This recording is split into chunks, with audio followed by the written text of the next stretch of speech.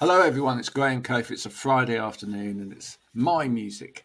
Back to talk to you about music and all things artist related as well. Before speak to our wonderful guest today, Apricity, who's here to talk to us all the way from the United States. A short video from Analog Trash to get you in the mood.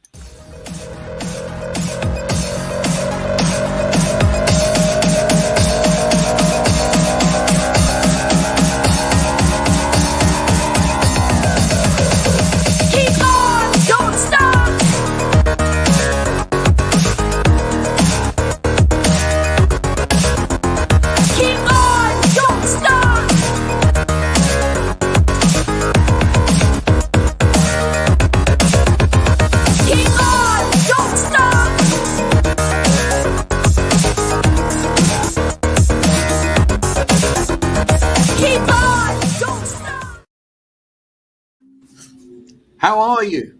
How are you doing? I'm great. How about yourself? How's the weather over there? The weather at the moment is what we like to call stable, which means that it's thinking about raining, but it's not raining. It's definitely not sunny. The odd bit of sun comes through every now and again. But really, we've had an incredibly wet July. I don't know what it's been like over there where you are. So I'm in Canada, just outside of Toronto, and it's lovely. July. July has been all rain. So it's been very similar. It's been raining almost every day. And today it's just cloudy and dull. So I think you gave us your weather. You're going to blame us. Well, yes, maybe we did, maybe we didn't. Mind you, it's a long way between where we are and where you are. I've done it a few times. That's quite a trek. Have you ever been over to the UK? I was born in the UK. You were born in the UK. Well, then So I was born in Ayrshire. My family's still mostly over there. I went to school in London. Went to boarding school in London for a while. So yeah. What was it like being born in Ayrshire and then moving to London? Honestly, because I was young, it really didn't affect me much. Just friends, getting to know people. That was probably the biggest part of it. Yeah. But other than that, no, I was pretty adventurous when I was a child. So did actually spending all of that time in London, capital city of music as it is, did that have an influence on you in terms of music? I think it had a influence on me in terms of Coronation Street, but because everybody was watching it. But I was influenced at a young age due to the fact that my family were always playing music. It was always music and not television, unless it was Top of the Pops or something like that, a music show. So I was already heavily influenced. I actually went to London and I went to a stage school there, close to King's Cross. So that was a theater arts school.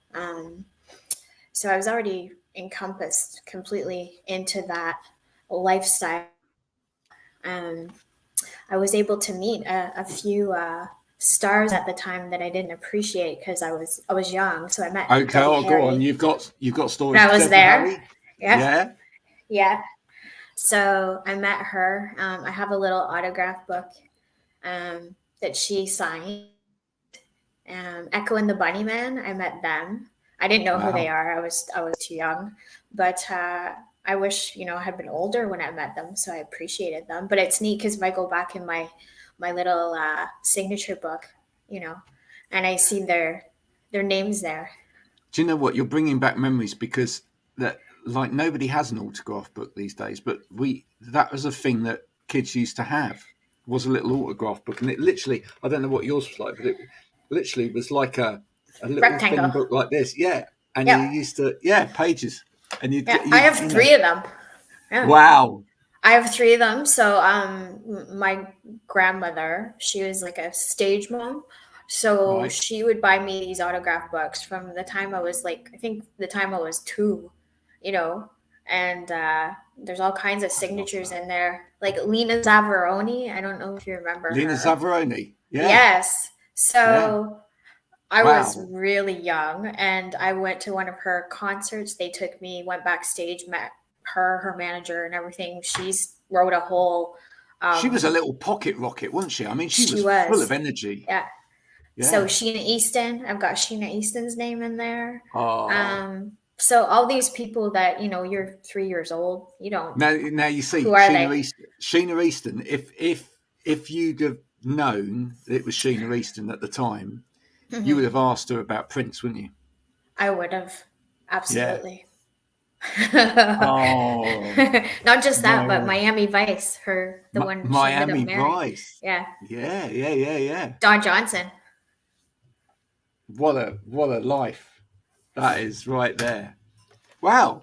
So I love that. I love that you kind of met all of these people that weren't really sure who they were, but I mean, did you realise that they were sort of big figures, but just weren't sure, like the context of it, if you know what I mean? Right. I was too young. I knew they were stars. It was, but I was too young to understand who they were. I mean, Blondie, I had saw her on television. I saw her on videos.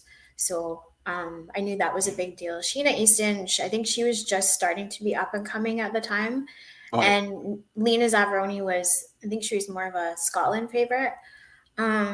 So I mean, I remember hearing her on the radio, but Mm. I didn't really grab the concept. I was just too young. But it's nice to go back and look and see that I have these autograph books. And I tell people here in Canada, I'm like, I have autograph books. They're like, what? Because I don't think it's something they ever did here, but did back home. So I'm glad to have them, though. I mean, some of the Oh, I writing I think can't autographs. read them, but I think autographs are making a comeback. I really do. I typically ask artists for to send me something with an autograph on it nowadays, just because it's nice to kind of remind myself of these shows and what I've done and things like that. But growing up, I didn't collect autographs, and there was a whole period of my life when I met a whole load of really quite famous people and never had an autograph. I shied away from it in my teens. I kind of thought it was tacky, Mhm. and Yes, yeah. yeah, and I was like, I remember I got introduced to Take That out. Right, I was I was doing a radio show. Here's a story for you. I was doing a radio show, and Take That were waiting outside the radio booth where I was working, and then as I came out to go to the toilet, I got introduced to them, and there was these four guys wearing can only be described as sort of tight leather, or it was Mhm. probably PVC. And I, and I was in an indie. I was in as well as working on radio. I was in an indie band at the time, and I was kind of like, really, But I was introduced down the line, and met Robbie and the rest of them, Mhm. and then went back into the studio and went, I don't know who those guys are, but I don't think they'll ever make it. Well, how wrong was I? There you go. It just, So you met Robbie Williams. yeah. So for first appearances, folks, you should never take anything on first appearances, because Yeah. people change as well, and you can be wrong. So yeah, lesson learnt there. But yeah, no. Absolutely. So for a whole period, I just never got autographs, and I wish I had, because I'd met some incredible people at that time. Like, I interviewed people like Motorhead, so I met Lemmy and Alice Wow. Cooper and people like that. All and didn't get the autographs, so now I'm kind of making up for it again. Alice Who? Cooper. Yeah, Wow. That's a extraordinary person to rock meet. rock and roll. So music wise, Canada, Toronto, that kind of area, that's Mhm. kind of been an influence then. I mean, there's been some amazing female singer-songwriters coming out of Canada. Yeah, is that who are in the kind of rock stroke indie vein that you're in? Is that been your influence then? Partial, maybe, Well, late Alanis 20s, but Morrissette, honestly, and yeah, for sure. Growing up though, Garbage, Kate Bush, definitely Kate Bush. Any particular era, Kate Bush? No, my family was very partial to Kate Bush, so it was a lot of Kate Bush all the time. Even I just put that out there because I believe Kate Bush did eras before Taylor Swift did eras, right? Yes, yeah. Even it's funny, but Enya, that sounds a little. It sounds a little odd. Just I think it was more the visuals that she created in her videos, and then just that haunting, very haunting sound she has in her songs. And I have to say ABBA was on all the time. So there's a little bit of everything in them, getting into the 90s. As a teen, Evanescence, Alanis. So, well, did you know what? I lived in a house with a guitarist from a very popular ABBA tribute band at one point. And the guitarist used to argue to me that, when I say argue, I wasn't disagreeing with him at all, but that ABBA were the first goth band. Because he said if you actually take a lot of the ABBA guitar lines, especially from the slightly less well-known stuff like Eagle and stuff like that, they're quite gothy. And I can see that. So do you know what I mean? I think there's more reasons to. I think there's more reasons to like ABBA than people initially see from just the sort of glossy pop surface. It goes deeper than that. Would you agree? Mentioned that. Now that you've mentioned that, I'm going to go back and listen to them and listen strictly for the guitar lines. Absolutely. Because that's a really interesting take. I never thought of them as really pop, though. I thought they were sort of like in the middle, pop rock, like, they're that middle of the road sound. But also, actually, when you listen to, I mean, we've had the famous Mamma Mia films and whatever, that came out, etc. But actually, when you think about it, what they were really, really good at was also the actually really tragic lyric with the really kind of jolly tune as well, and that in a way is kind of classic, setting the standard for a lot of good pop rock music over the years, isn't it? As well, that ability to actually get everybody singing along, but and the music in some way lifting people up, but actually the lyric can be quite dark. Yes, it's kind of like the make you smile, but twist it into your side at the same time. So, and I think that's kind of what I go for. It looks all jolly, but lyrically, there is a dark undertone to it. Why I do that, I'm just drawn to that. So you kind of hit the nail on the head there with how I look at things.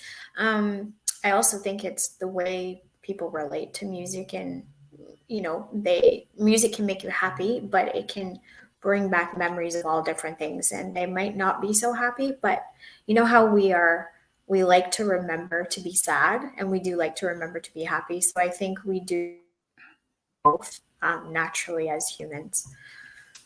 I think there's part of that says that as humans as well, that there's kind of two ways in which we start to connect with music, and one of them is on a completely emotional level. And if something hits us deeply emotionally, then we suddenly connect to it.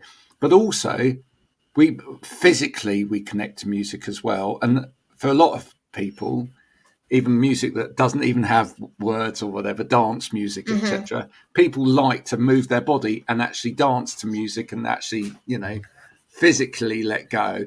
And I guess that's where that kind of music really wins, because on the one side you're creating something, and I know from listening to your music that you do that. You create something where people can move their body to it. Yeah. So there's a physical element to it, but on the other side, there's something there in the message which emotionally grabs hold of people at the same time. So that's quite important to you.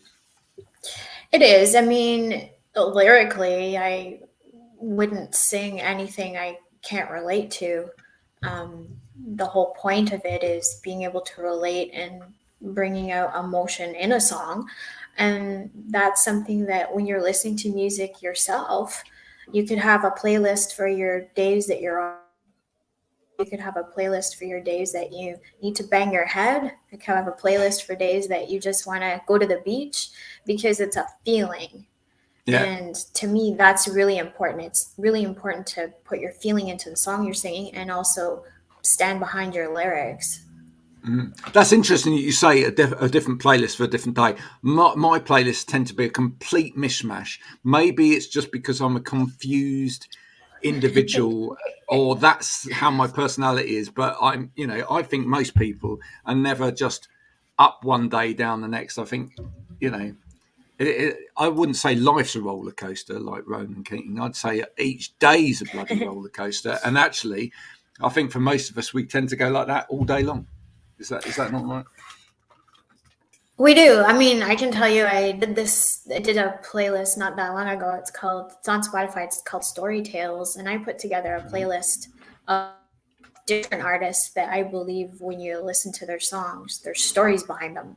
And it's a mishmash, mostly female. But I mean, I didn't do that on purpose. It's just the way it happened. But I mean, I can have another playlist where I call it rock, and it sounds happy, and then it goes from that to hits the bottom, right? Just, yeah.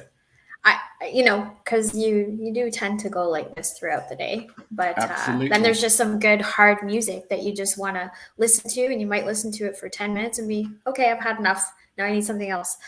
But again, it all comes back to music brings out feelings in us.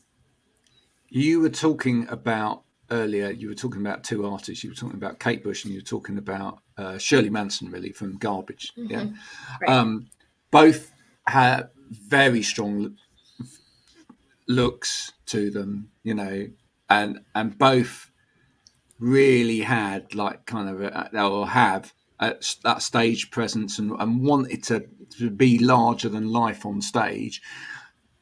You, when we see other photos of you on the album or on the artwork and whatever, you've got the war paint on, etc.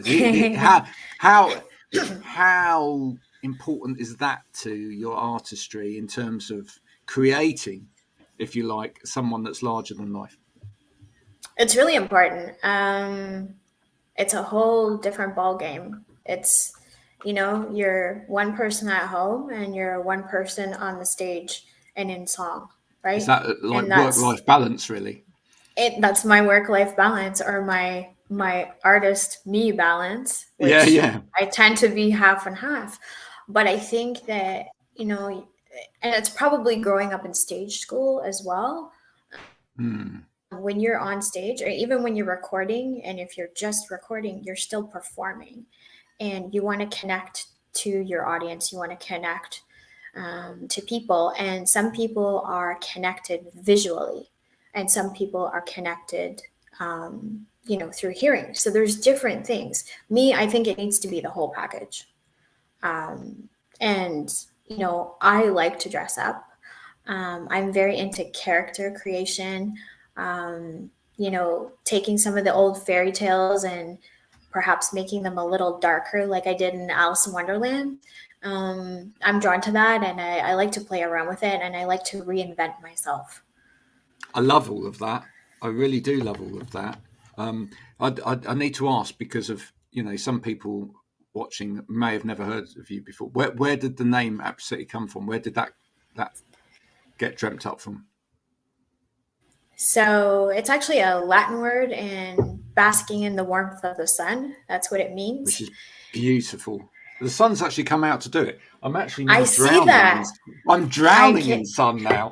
It was almost like you're an angel, and it just went like that. There we are. Look at that. That's better. Yeah. It was almost like you appeared on the screen with your basking in the warmth of the sun, and then the sun decided to come out and bask me in it. Yeah, I'm sending you my sunshine. There you are, which I'm very pleased about. It's nice to get a little bit of that, feel that warmth on you. But why did you pick that? Because everyone loves that feeling, don't they? They love the feeling of the warmth going through your body, etc. Right? Is that, emotionally or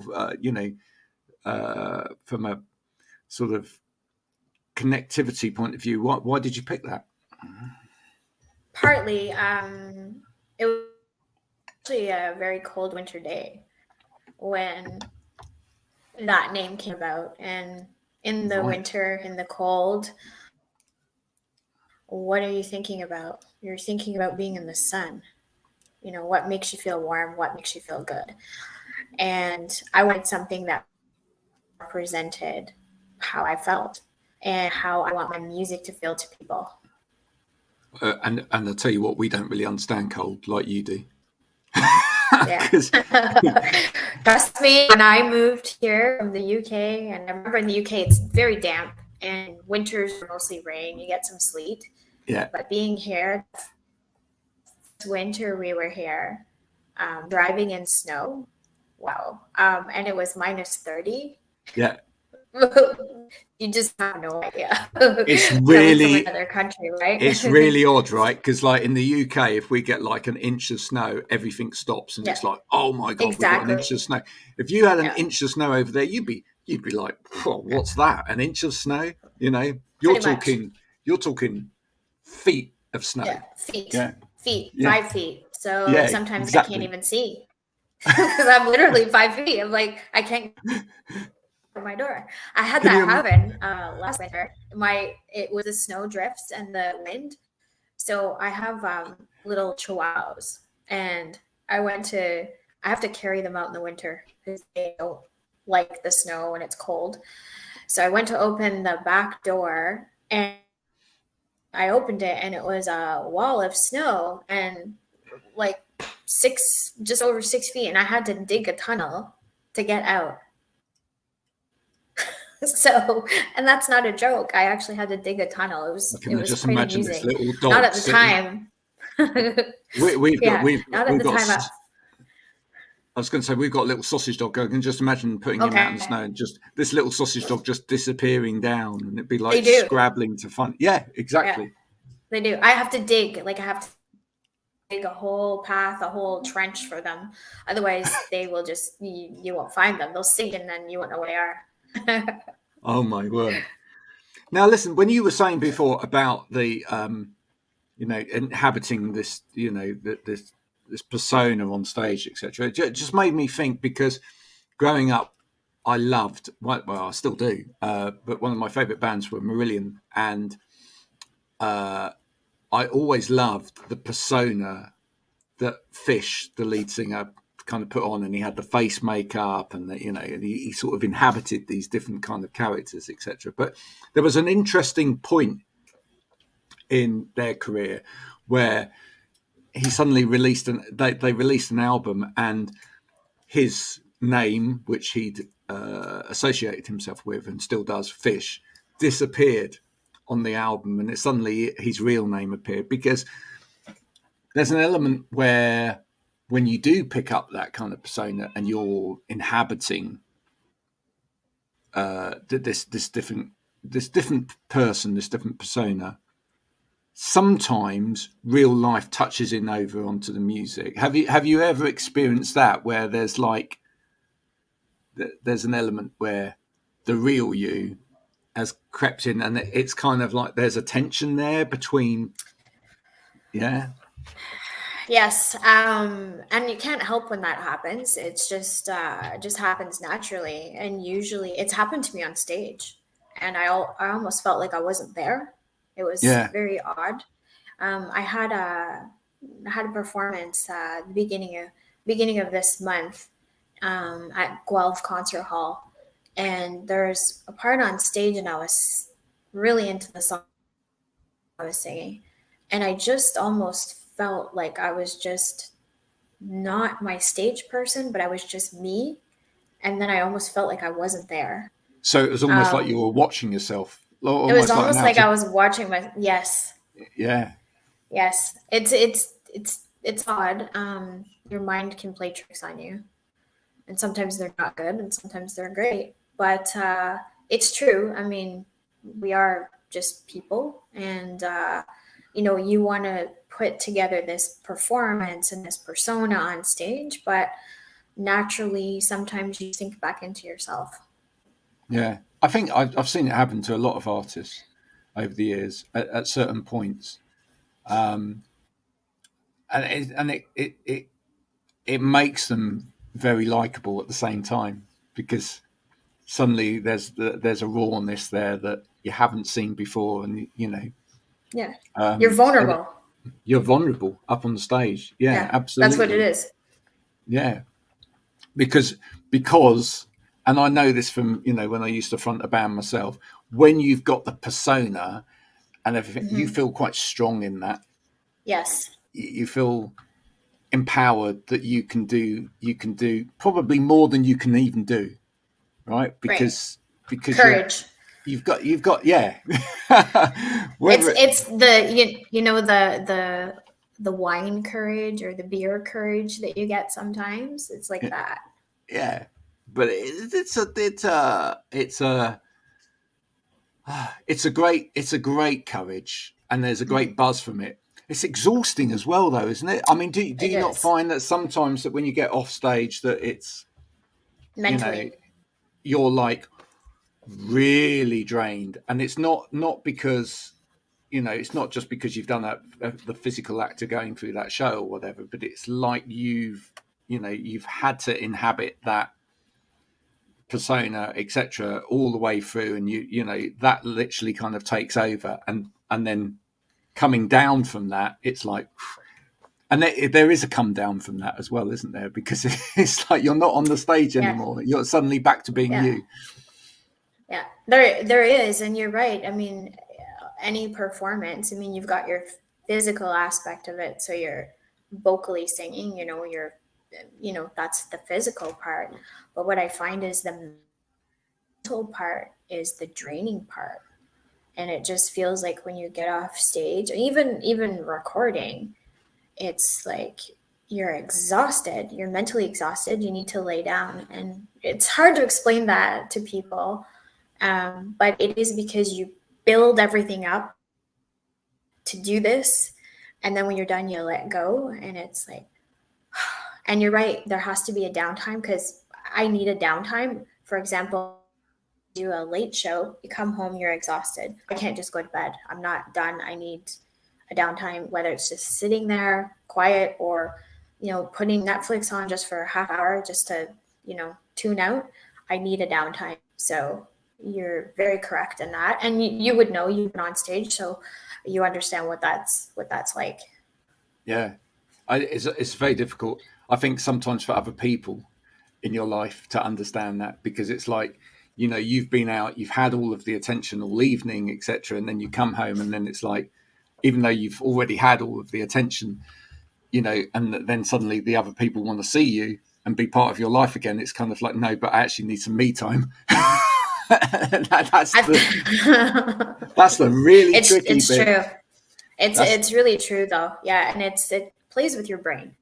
It does play yeah. with your brain, and you need to be able to shut it off as well, right? And get back to normal. And I think that can be a difficult part when you're playing two roles. It's almost like you're two people. Well, let's talk about the It's positive side of exhausting it, in though. itself. Let's talk about the positive side of it. You're doing this because you have something to say into the world.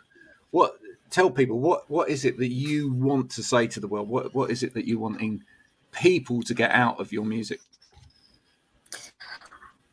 I love music. I love performing. I want to be able to bring people in to enjoy my music, to relate to my music, to overall have a good experience, have a storytelling experience. That's how I want to be in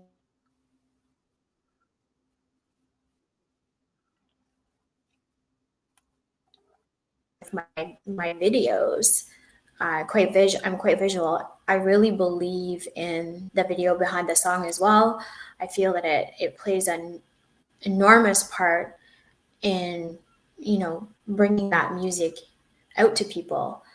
It's great. Sure, you can listen to it on Apple Music, Spotify, Deezer, whatever you listen to, radio. But seeing the actual video in relation to the song is a whole other different experience and a story. And that's what I want it to be. I want to be a production. I want to be on stage telling a story to people so they feel like they've left, a Broadway show. That's how I look at it. So when you were bringing up Alice Cooper there, I thought that is a person who, I've looked at myself about how he started, things he did on stage. They're very visual, and I can really relate to that because I have the same thought, and people relate to that, and I think people enjoy it. Yeah, I know, absolutely. Are there, and we're not criticizing really, but we're just chewing the cud, but are there too many artists these days, do you think, that who just stand in front of people and play and don't actually put on a show? I'd have to say, and again, this would go back to you. You've been on stage, and getting up on stage is, we would never criticize anyone who got up on stage to do it because it's difficult.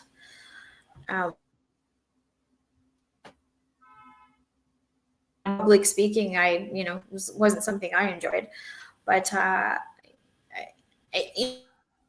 maybe that's their safety net. Maybe that's how they enjoy the music. And I do think there's an audience for everything. So there's an audience for the type of person that's on stage, and maybe they're just singing quietly, they're singing to their guitar, they're not really moving around. There's also an audience for, the robust, fireworks, the costumes, everything like that. So I think that there is an audience and there is a fit for everybody out there, and we shouldn't all be the same. No, that's very true. There are some people that can literally mesmerize you just with their guitar playing or their voice or the way that they the way that they deliver, and that in itself is enough. It is. It can be enough.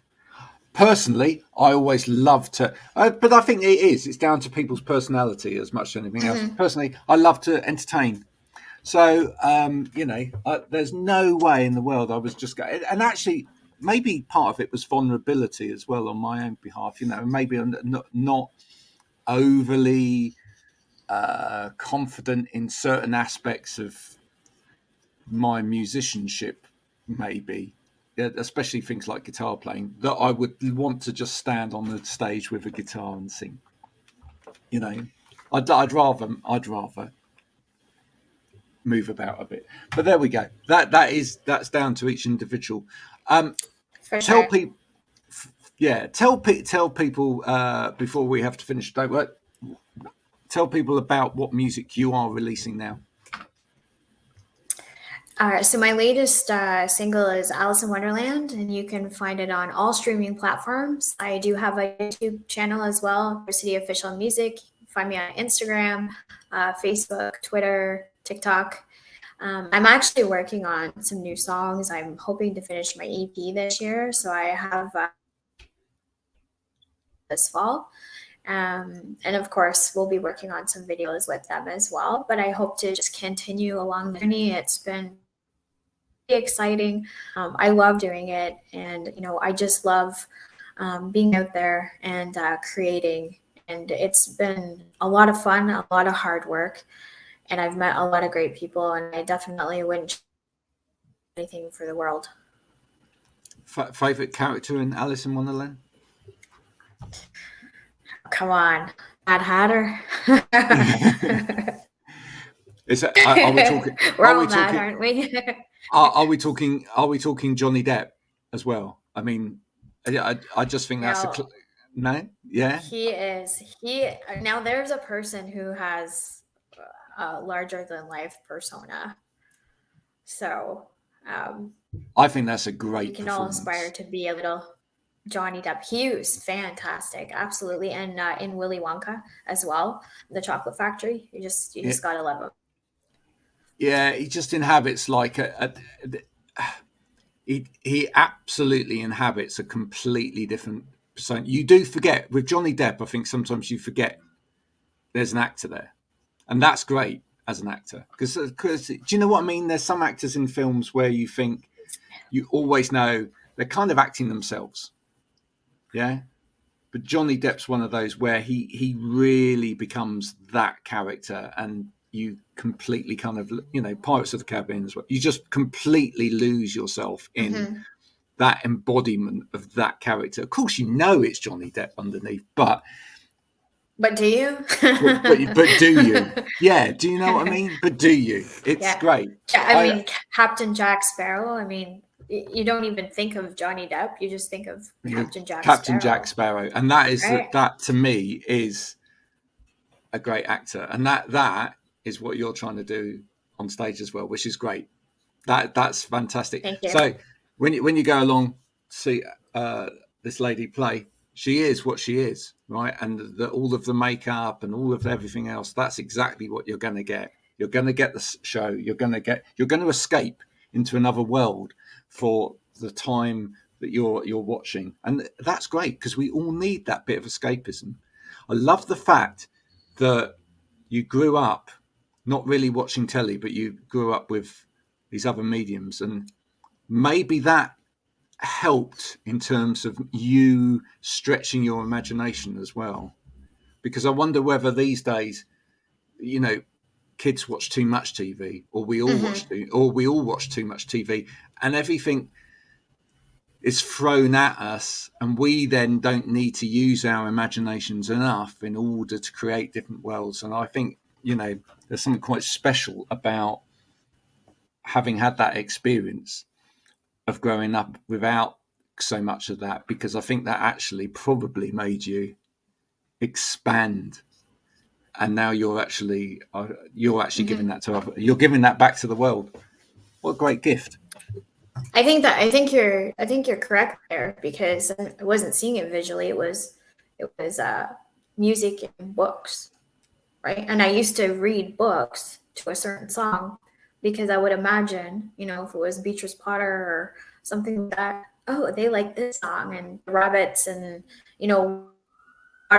down and all that kind of thing. Like, there's a lot of imagination that was going on there. So fantastic. We're going to put the links in so you can find Apricity's music. Do go and check it out, folks. That's the police coming to take me away. Sorry, I've been a naughty boy. I've drunk far too much coffee today. But do go and check out the music, please, and do support the artists that come onto this show. This is what it's all about. It's not about me. It's about the artists that come on, because, without your support, they can't carry on making music.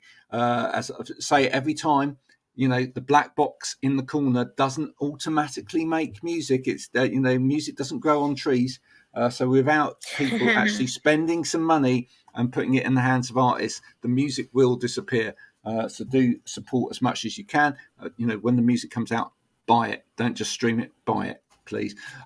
If you've enjoyed this has been my music. Do share it amongst your friends so other people can get to meet more musicians. If you haven't enjoyed this today, then this has been an instructional video on how to re-adhesive post-it notes. You can now do what you like with this video as long as you share it with friends. Bye for now, everybody. Thank you. Bye.